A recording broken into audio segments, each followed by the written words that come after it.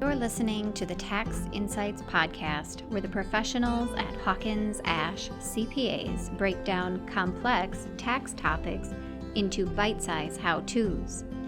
If you filed your 2022 tax return and you're not satisfied with the outcome, now is the time to start planning for next year's tax savings. In this episode, Jeff Dvorachek, a tax partner, shares ways you can increase 401k, IRA, and HSA contributions to save on next year's taxes. You know, there's a lot of things that individuals can do to really affect their tax returns here for 2023. The biggest thing, for people that are W-2 earners is things like putting money into retirement plans, whether it be a simple plan, a 401k plan, even putting money into an IRA or let's say an HSA. A lot of those things are really good things that you can do now that are going to help you out in 2023. So let's walk through that a little bit more. Why is it, or how does putting money aside in an IRA or a 401k, or as you said, an HSA, a health savings account, how does that actually help people when it comes to taxes? Yeah, putting money into, any kind of retirement plan is going to lower your taxable income. So let's say that you're in the 12% bracket, or let's say you're even in a higher bracket. Any money that you put into a 401k or some kind of retirement plan, it's like you're moving it from one pocket to another and you're saving taxes because it's still your money. You may not be able to access it till later, but it's still your money. And yet you're going to get a tax deduction today. So besides moving money into a retirement account or, again, an HSA, are there other things that listeners and individuals can do to help save or prepare for taxes? Or is that really the key thing to do? Those are really the key things, but maybe let's back up one step, because if we're talking also HSAs or health savings accounts, those are also a really good way to be able to save on taxes.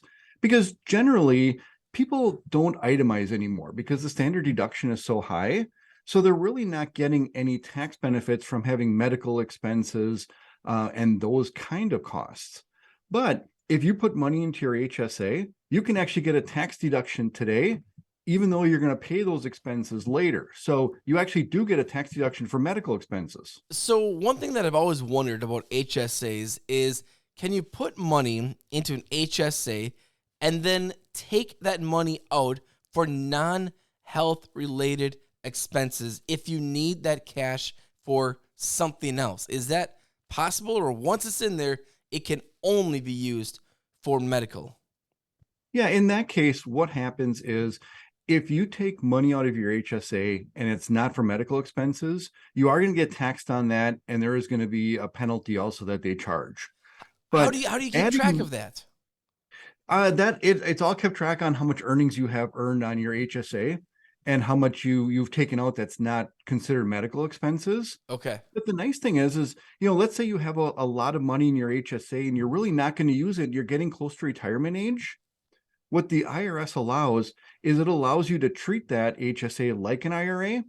So you can take money out and you're going to pay income tax on it, but you're not going to pay any kind of penalties, after you're retired. Gotcha. Jeff, a lot of great information here, a lot of good advice for listeners.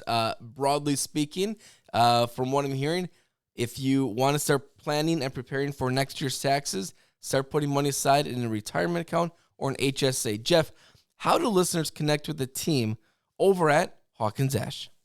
I would go right to our website, which is hawkinsash.cpa or ha.cpa. Awesome. Jeff, thank you for your time. And we'll talk to you next week here on Tax Insight. This has been Tax Insights, presented by Hawkins Ash CPAs. Learn more online at hawkinsashcpas.com. Hawkins Ash CPAs, part of your business, part of your life.